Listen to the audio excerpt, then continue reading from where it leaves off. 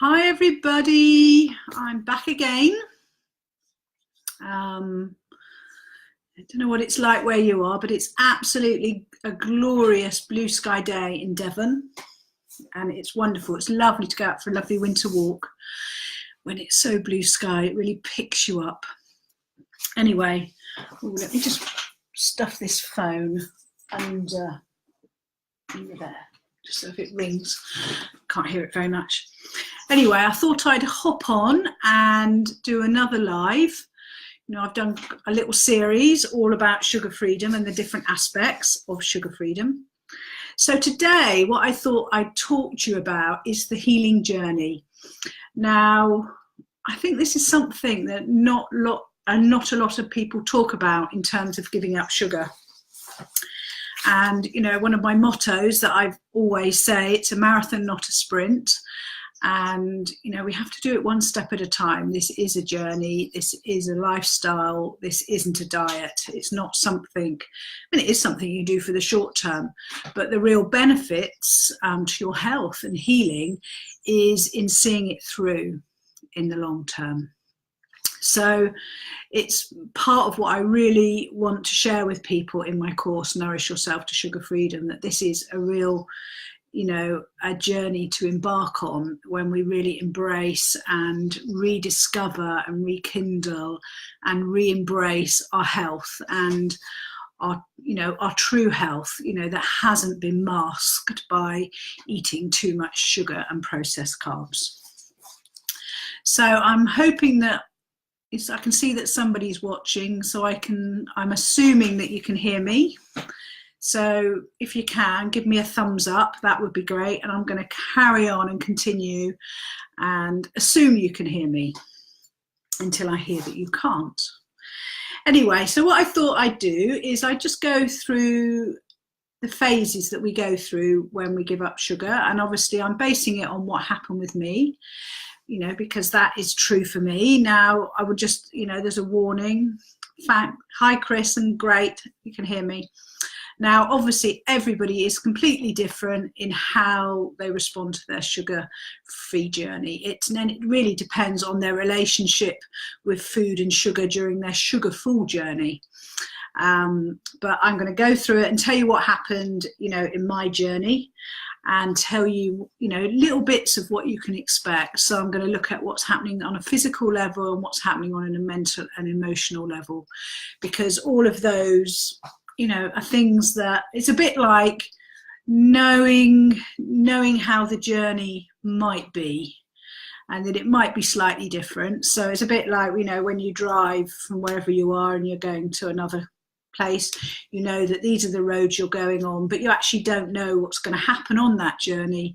There might be a detour, or there might be a hold up, or there might be an accident. All those things can, you know, slow down the journey. But it's good sort of to be prepared. It's a bit like, you know, doing your Google search before you set off on a journey. You know that everything's going slow in that section of the motorway, and the roadworks have been moved away from that section of the motorway. It sort of gives you something to expect. And I think a lot of people embark on a sugar-free journey feeling excited, but also a bit nervous, you know, because for a lot of people, sugar is a huge crutch. It certainly was for me, and a huge emotional crutch. And, you know, the thought of not having it, even for a day, let alone for your life, just feels overwhelming. So this is just to take you through what happened with me, you know, a bit about what the science says about what happens when you give up sugar. So I thought I'd start with the physical. What's happening on a physical level when we stop having sugar. So first of all, sugar and processed carbs are very challenging to our body. They're challenging because they demand a lot from the body in terms of processing them, because they call on the hormone insulin to be produced, so it can all be taken out of the bloodstream and doesn't have to, you know, isn't going to be damaging at all. Because if we have, you know, too much sugar in the bloodstream, that is damaging. So it's quite challenging to have a lot of that in the body. We have this yo-yo effect that I've talked about, you know, lots of sugar being packed away, you know, sugar being put into the muscles, then we get hungry again. It's that, you know, it's like our body really doesn't know if it's on its arse or its elbow. You know, it's like, what's happening? Where's my energy coming from? And there's a lot of its energy, the body's energy, taken up with keeping everything stable.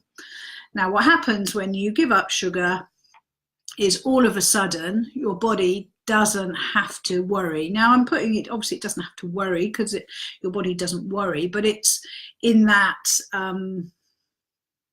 unsure state, you know, because everything's moving very fast. So in that sort of position, your body is not going to be relaxed, and it's not going to be able to heal itself really easily, because a lot of that energy that's needed for healing is taken up just on survival, just on making sure that you have enough energy meal to meal to make everything work in your body. So when we stop that, when we stop eating lots of sugar and processed carbs, you know, and this happens even if you just cut it down. You know, it's like, I'm always amazed at the body. You know, you give it an inch and it will take a mile. It's like, it's so forgiving. Our bodies are generally so forgiving. So what will happen, we cut down on how much sugar we're having. Say we're having it at every meal in some form, processed carbs or sugar, and you cut it down and maybe you just have a bit during one meal. That means that for the rest of the day, your body's like, oh, feeling more relaxed. And in that expansive state, that's when healing can happen. Now, the first stages of your body recalibrating and rebalancing is that the cells start to release any residual toxins that has been held on and it hasn't been able to clear out. And I refer to this as a bit like a deep clean. It's a bit like, instead of just doing a cursory hoover around, you know, the middle of the carpet, this is a bit like doing a deeper spring clean, where you might pull the fridge out, you might hoover under the bed, you might do, you know, scrub the skirting boards, wash the curtains. It's like there's more energy available to actually cleanse more thoroughly. Now, I don't like the word detoxing, because our body is continually detoxing. If it didn't detox, we would die. So detoxing has happened. Our body always does enough to keep us safe. It always does. It absolutely prioritizes that stuff. But what it is it's doing it suboptimally. So as soon as there's more energy to spare, then that's when we might have these symptoms of more cleansing going on. So immediately what might start to happen is, first of all, we have a release of energy. We're like, wow, oh, I just feel so much better already. My brain is clearer. I feel like I've got more energy, because your energy isn't being sucked away having to deal with those foods. So that will happen usually in the first few days. You feel that really overwhelming feeling of more energy. Wow. And then what might happen, and it doesn't always happen, but it did happen to me probably within week 1 to 2. The first week felt great and I was all right physically, but week 2 to 3, I started to feel very sluggish. Now, what was happened is, although your cells are like, wow, this is amazing, I can release all this stuff, I had a body that was quite sluggish because I'd abused it for quite a long time. And my body was going, okay, cells, you know, all this stuff's being released into the bloodstream, into the lymphatic system, it's going through the liver. Now, but my liver wasn't feeling great, because the liver is really, really affected by sugar and processed carbs, you know, particularly fructose-based sugars that have been processed. Your liver is really, really affected. So for most people who have eaten a lot of sugar, their liver is going to be compromised in some way. Now, I'm not talking about compromised in a way, unless it's really extreme, that would show if you went to the doctors. I'm talking about energetically very sluggish, you know, not working to its full capacity. So then you suddenly give it more work to do. And there's going to be a delay between your body catching up to what's happening on a cellular level and your systems being able to deal with what's happening. And that can be the time where people sometimes feel a bit nauseous, they may feel achy, you may have really bad cravings, you may feel really tired, and you may feel really hungry. Now, most people don't feel that continually, but they might have patches of feeling like that.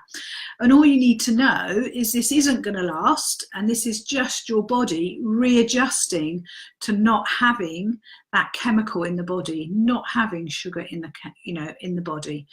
And that will happen. And usually by the time you get to the 3rd week, that sort of phase of feeling like that is starting to go away. Now, there are things that you can do to support yourself through that phase. You can either slow down how fast you make the change, or you can do some naturopathic techniques such as skin brushing, hot and cold showers, Epsom salts bath. All of those encourage the movement of toxins out the body and support that cleansing process. And I talked to you about that in the course, because you can play it either way. But certainly things like skin brushing, hot and cold shower is a great way if you're feeling a bit yucky, just to get things moving a bit more. So that's happens straight away. Then also what happens, we notice generally when you take sugar out and processed carbs, that you generally notice that your food tastes really rubbish.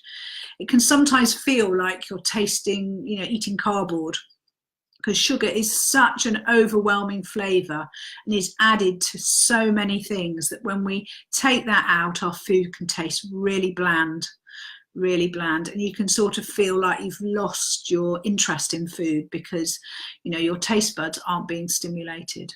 And it takes about 2 weeks for our taste buds to actually really adjust and start to reacclimatize, if you like, to sugar-free eating. And what you discover then is that actually food tastes amazing. So as we go into week 3, week 4 and beyond, food, you think, wow. And this just only increases. I remember, being blown away by how delicious fruit tasted, how amazing, raspberries tasted or ripe peaches tasted, but not just fruit, but also vegetables. Like, I could taste the sweetness in cabbage, and I would never have thought, because basically all fruit and all vegetables are carbohydrates, so they naturally are sweet to the taste. But I'd never really noticed the sweetness in carrots and and squashes and stuff and beetroot, but never in greens. I always thought they were quite bitter, but all of a sudden it's like, wow. So actually you go through this phase of food being yuck and of no interest to then food being absolutely delicious, because you're actually getting the real flavour. And I really believe that nourishment is not just about the calories, the fuel that you put in. It's also about the smell of food. It's about the taste of food. It's it's about really reawakening that part of you. And Julie said, excited to awaken my taste buds. Yes, absolutely. I'm delighted to be going on that journey with you, Julie. It's wonderful. So taste buds start to really become alive, and then that sort of motivates you to try different dishes, to actually think, oh, what I really want is to try different things. And this increases. It was only the other week, it was over Christmas, I think, and everybody around me was eating crackers with cheese. And crackers are one of those things that I avoid because they can throw me under the bus in 2 seconds. I love crackers, salty crackers. There was black pepper crackers, there was rosemary crackers, there were tuck biscuits. There were all these food that literally I could just eat one after the other. So I absolutely avoid it. I don't go anywhere near crackers. I occasionally have rice cakes, but that's the only one. It's the only one I have, because you can only eat so many rice cakes. Although occasionally they get carried away, but I do know that, but they're not the same as those other flour-based crackers. So, and I thought, oh, I really want to have some cheese. So what I did is there was some peppers in the fridge, and I just cut, 4 sides off the pepper. And it'd been in the fridge, so it was lovely and cold. It was really crisp. And I had a slice of cheese and had that on top. And oh my goodness, it was a red pepper, so it was really sweet. And it was just like, wow, I love this. This is better than any cracker. This is better than any cracker. And I often do that with sliced apple or sliced pear. But, red peppers, it was really delicious. So, so what's next is going to happen is you're going to reawaken your taste buds. You're going to really discover what real food really tastes like. Because even if, for me, I'd always eaten a good diet, it was what I supplemented that good diet with that was the issue. So I was eating good food, but despite that, because of what I was supplementing with, my taste buds were dulled down. So what you do when you take that out is all of a sudden I just got so much more pleasure from my food. Carrots, so sweet, but yeah, the fact it blew my mind that one day, I remember it, when I had some kale and I was like, wow, I can taste the sweetness in this kale, all the other things, but I can taste sweetness, and it was lovely. So it's almost like remembering that although you're taking artificial sweetness out in the form of sugar, you've still got lots of sweetness in your diet, and that will nourish you, as your taste buds slowly get used to it. So that's happening within 2 weeks. Then also what happens fairly quickly, and that happens by the end of the first week, and then this increases slowly, is that your insulin level, that's the hormone that's produced by your pancreas to pack away any excess sugar in what you're eating, and it will slowly go down. So for a lot of people, they if they've eaten a lot of sugar, it almost gets to an elevated normal level for them. And that's when you go to the doctors and they say your sugar level is too high, because it's reached, even on fasting sugar level, it's still too high, because basically if your body is always calling on insulin, it's never going to properly be able to go back down. So you have that residual level. So what happens by the end of the first week is you're starting to chip away at that baseline insulin level, at that sugar level.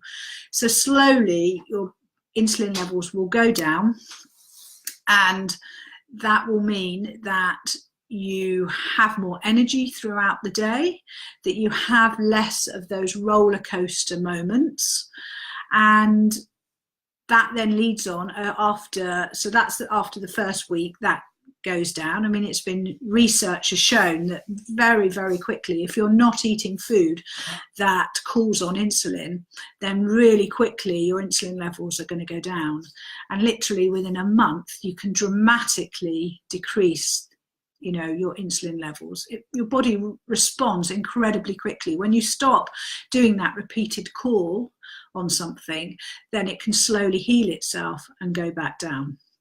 So you're going to feel more energetic, you're going to have less highs and lows. That 3 o'clock in the afternoon to 6 o'clock slump where you feel like you've got brain fog and you just like got your head on the desk thinking, how am I going to get through to the end of the day? That stops. In fact, what miraculously happens is all of a sudden your energy seems exactly the same at 10 o'clock in the morning, 2 o'clock in the afternoon, 5 o'clock in the afternoon, 8 o'clock in the evening. And yes, you probably start to yawn a bit because naturally you're going to feel tired. But in terms of energy that you can access in your body, you're not feeling wiped out.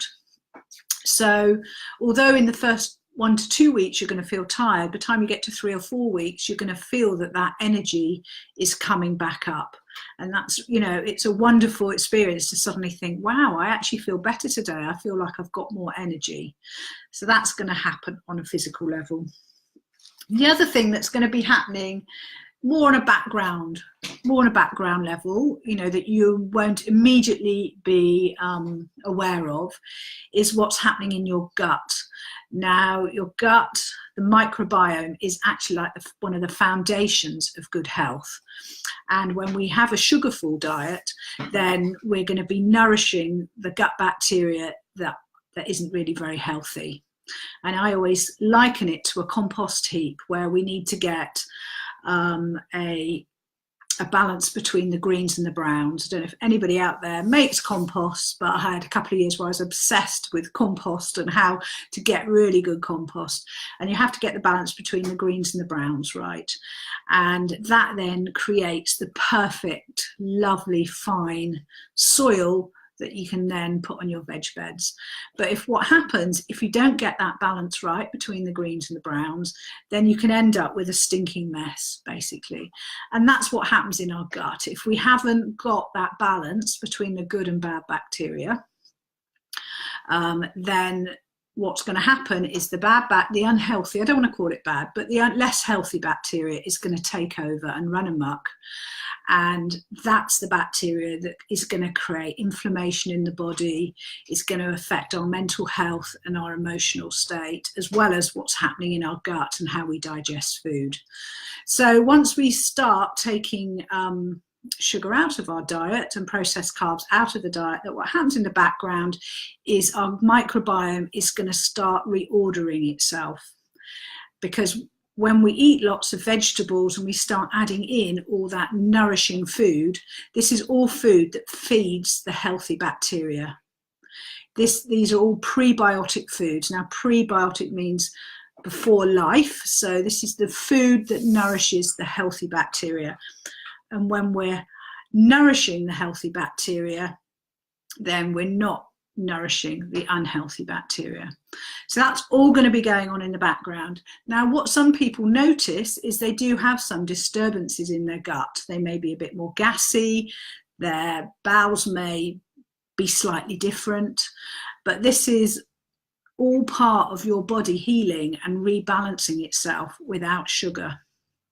It's really exciting. It's a really dynamic process, but I think a lot of people can be a bit worried about what's going on with their guts. It's like, why is this happening? Why am I a bit more gassy than usual? Or why do I feel a bit more bloated than usual? But basically, this is just all about readjustment. So as soon as you start changing your diet, this will be going along in the background.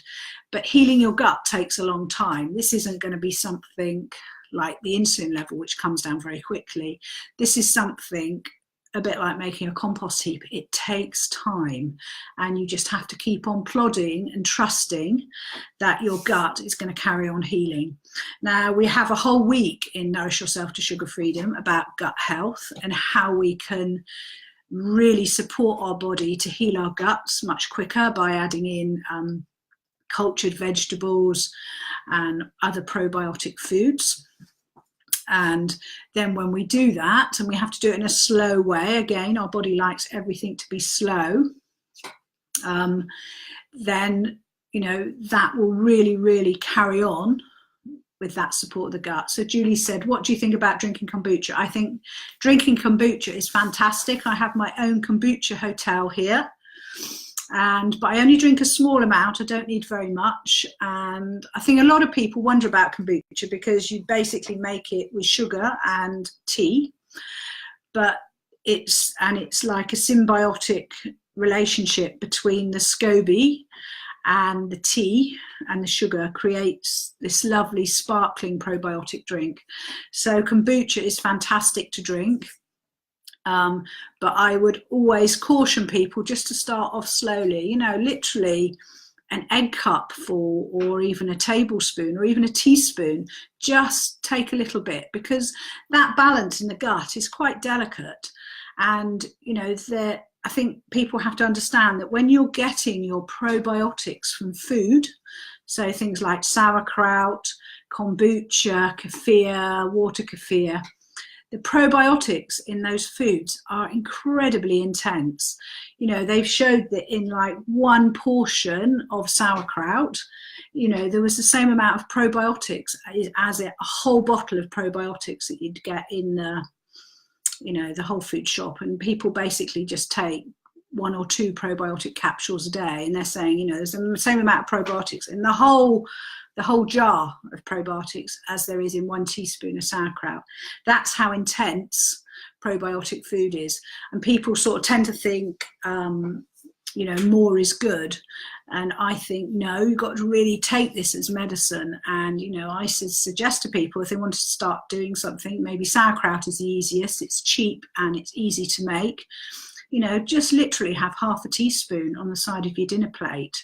Treat it as a condiment just on the side. And if you don't like the taste, just neck it, because it's medicine, food as medicine. And you just need a little bit, you know, don't overdo it, because that's when your guts will get quite disturbed.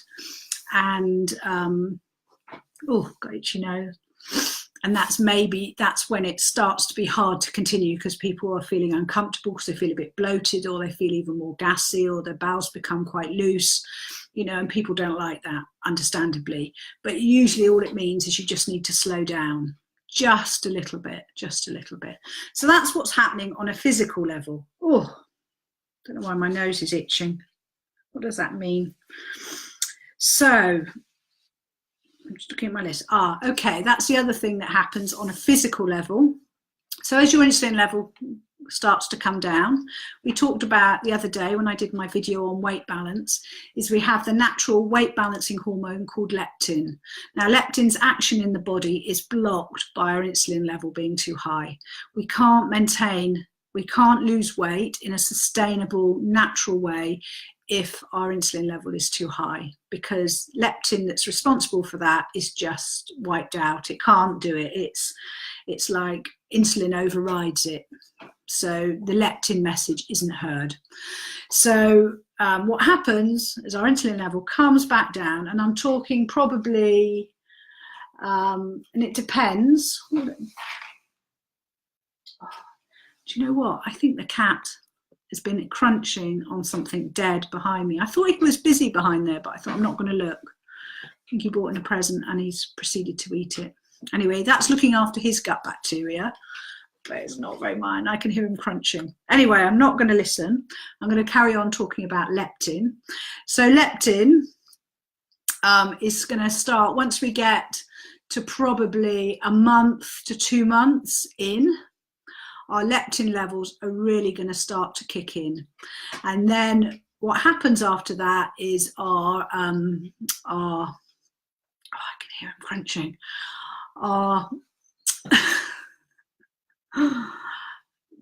How we can, I know, no, it's not very funny at all. It's not very funny. Poor cat, bless him. Anyway, it's all very natural. I don't want to think about it. So yes, insulin level goes down, leptin kicks in, and then once that happens, we will feel another change in our energy, because basically what leptin does is it encourages us to be more active. It gives us more energy, and it also reduces the amount, how susceptible we are to cues from the environment around food. And it also makes us less hungry. We just don't feel as interested in food.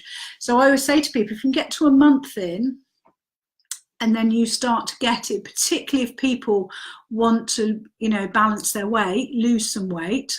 And a lot of people do have that goal when they join Nourish Yourself to Sugar Freedom, or when they join this group. That's one of their goals. And I know that because I read of everybody's questions when they join. Then that's when your body is naturally going to start to be able to release weight. And I think a lot of people get frustrated when they join because they want to lose weight, but they feel it's quite slow. Because if you're quite hungry, I encourage people to eat really healthy foods and to fill themselves up with food. You know, not to go hungry, because hungry and cravings are just disaster. So I encourage people. So people say, well, I haven't really lost much weight yet. And I say, just wait, just keep going. Just trust your body that it will get to the point where it can then go, okay, I'm getting those messages now to the brain. It tells me I've got too much fat stored in my body and this isn't healthy for me, and I can release it. And once you get into that cycle of that happening, then the weight balancing becomes easy, because then you're not thinking about food all the time. You are being more active and you're just carrying on your sugar-free journey. So all that is just going to happen. That's a natural part of this physical journey. So that's what's happening on a physical level. And then on an emotional level, what have I put down here? So I've been so distracted by that cat. I think he's finished now. Oh, he has. He's left a little bit of it behind, but he's gone out. He might even have found a nest, so he might be back shortly. So emotionally and mentally. So when most people start, they're in fairly good spirits. They're really positive. They're really motivated. They're going to go, right, I'm going to galvanize myself and we're going to get going. Now, I think when people get into week 2, when they start to feel a bit more cravingy, that can be the point where they start to think, oh, this feels difficult. And that's when the beauty of the group is there, because that's when we can go, right, record every day, you know, what you're going to eat, write a list so you can be accountable, make sure you keep your lists, make sure you go prepared with your snacks, try and have a bath in the evening with some Epsom salts, so you can actually really get through that. Because I think if we can get through those mental barriers of going, okay, this feels too hard, and then you get past it into week 3 and you feel better again. And what really helped me is celebrating. I used to count the days. I used to say, oh my goodness, I haven't eaten sugar for 4 days. I remember it as clearly as if it was yesterday, how unbelievable it was. I remember getting to a week and thinking, I have not eaten sugar for a week. And I used to say to my friends, I've not eaten sugar for a week. And they'd say, really? A whole week? Wow, how do you do that? And I said, I don't know, I'm just doing it, you know, I'm just carrying on. So I used to write, okay, I've got a week, you know, and now I've done 2 weeks. Oh my goodness, now I've done a month. Now we're doing 9 weeks in Nourish Yourself to Sugar Freedom. I mean, how amazing would that feel to get to 9 weeks and know that your sugar and your processed carbs intake is massively reduced? And what I used to do is I used to set myself goals and think, you know, once I got to a week, I would celebrate by. Then once I got to a month, I would celebrate by. And then when I got to 2 months, I would set myself targets, if you like, so that I could then do something to celebrate. And I started off sort of keeping a rough tally in my head of how much I might have spent on, you know, processed carb snacks or chocolate or crisps, all those things that I wasn't eating. That was, you know, that wasn't going to do me any good, and think, well, you know, actually in the course of the last month, I could easily have spent, I don't know, £30 on chocolate or whatever. I'm just making that up. I don't know. How can I treat myself without food to something? So I would say, okay, I'm going to go out to lunch with a friend, or I'm going to buy myself a new scarf that I've seen that I wouldn't ordinarily have done. And I thought, well, you know, I've achieved this goal. That's fantastic. So I would re-motivate myself. I'd think, okay, I'm going to carry on, you know, and the next time I'm going to save some money. And I think when I got to 100 days, I had a colour consultation, because by then I had lost quite a lot of weight and I was getting more interested in my clothes again. And I had a colour consultation where someone told me what clothes I had to wear to make the most of how I looked.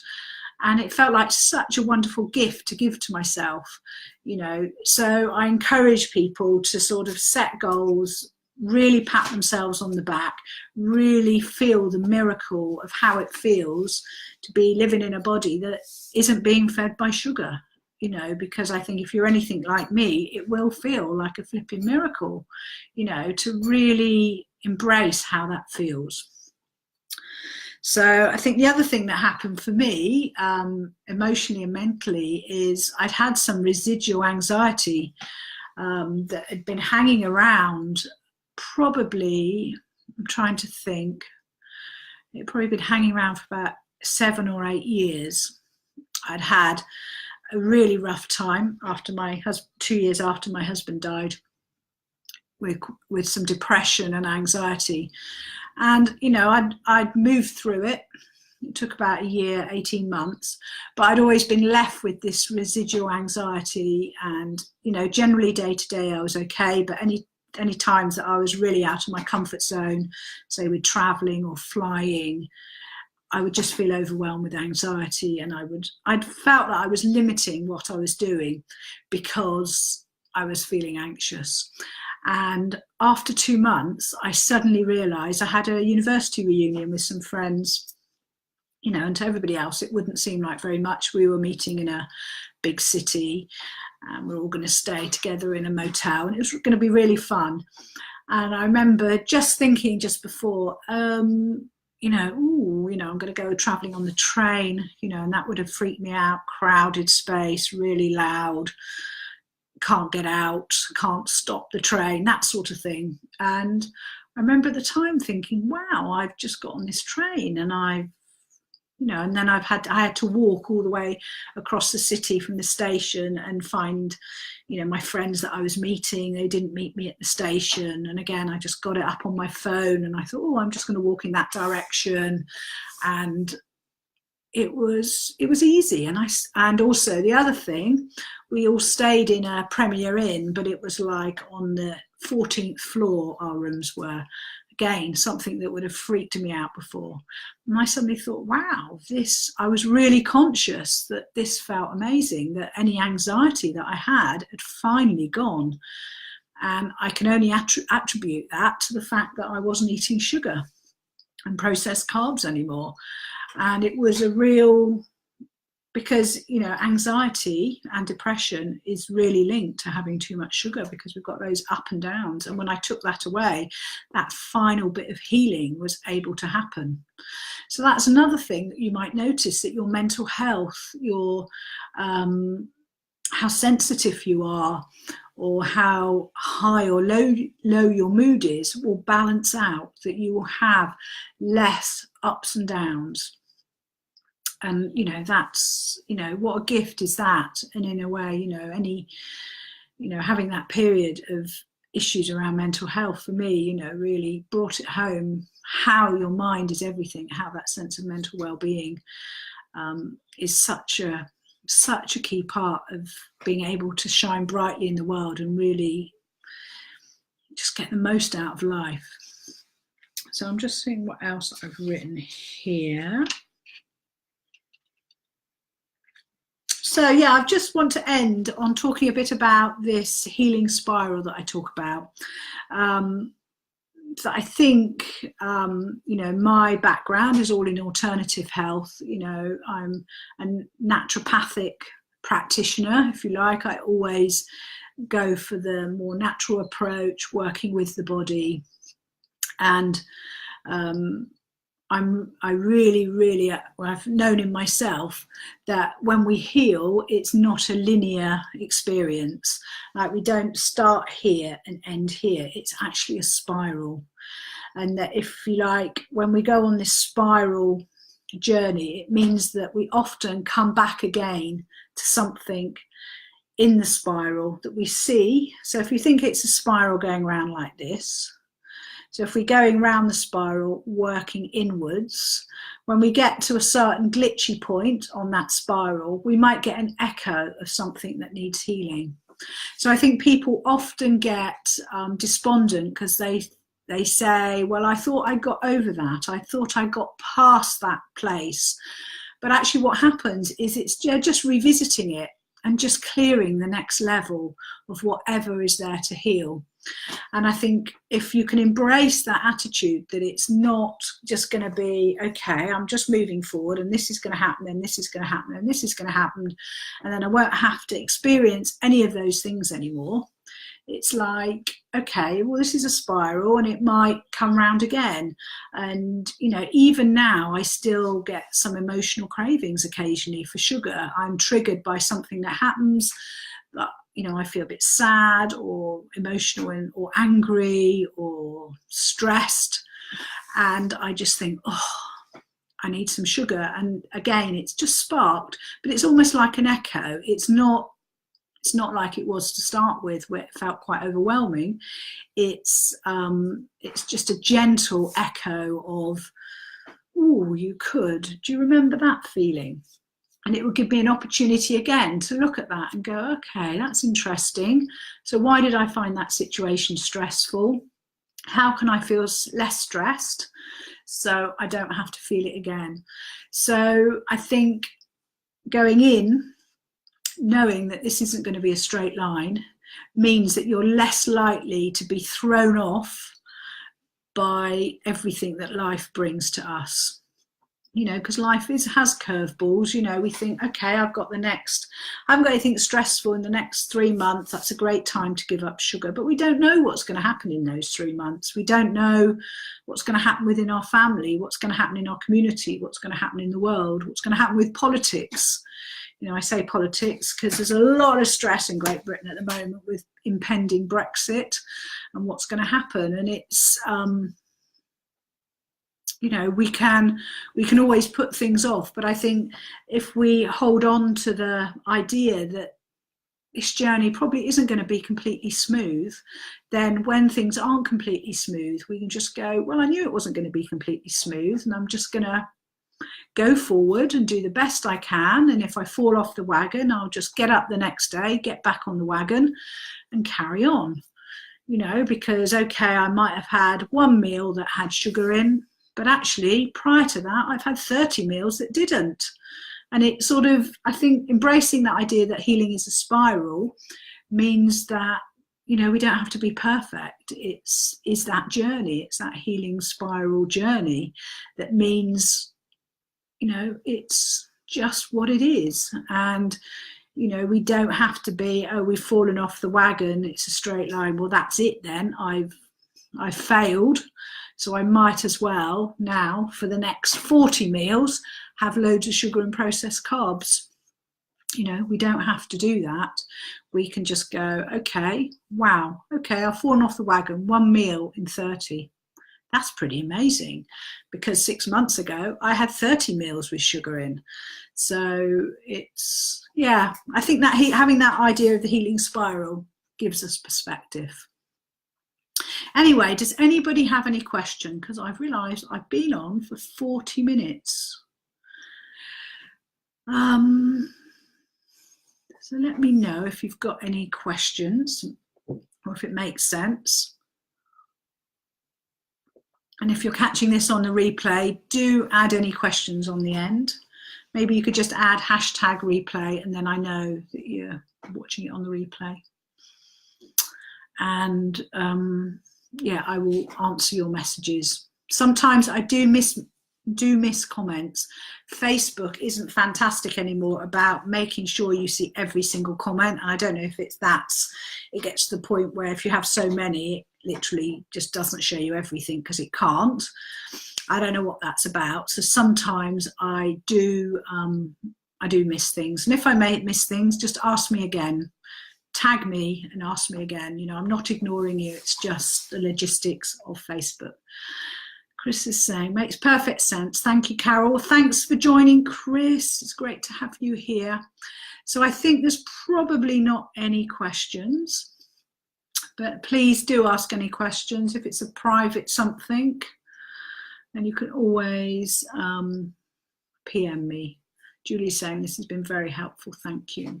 Yay, thank you. Okie doke, my lovelies, I'm gonna get on with my afternoon. On my list to do is a newsletter, just reminding people. That's a quick thing I needed to say. If you're hesitating about whether to sign up for the course, I said that the early bird was open until Thursday, the 10th of January. Now, I realised today when I was just writing down everybody that had joined that actually it's Thursday is not the 10th. So I've made it, I think I said Friday the 10th, but actually Friday is the 11th. So the early bird offer is open till Friday the 11th. So I'm just making it really clear. So I'm going to get on with the newsletter, and I'm also going to put a recipe book together for my Nourish Yourself to Sugar Freedom participants, inspired by somebody sending me an email about it. So I'm going to have fun doing that. It's a bit of a creative thing, and I'm going to do a newsletter. So look out for your inboxes if you're on my email list, and I will pop on again tomorrow and share some other wisdom from Sugar Free Living. So take care for now. Bye bye.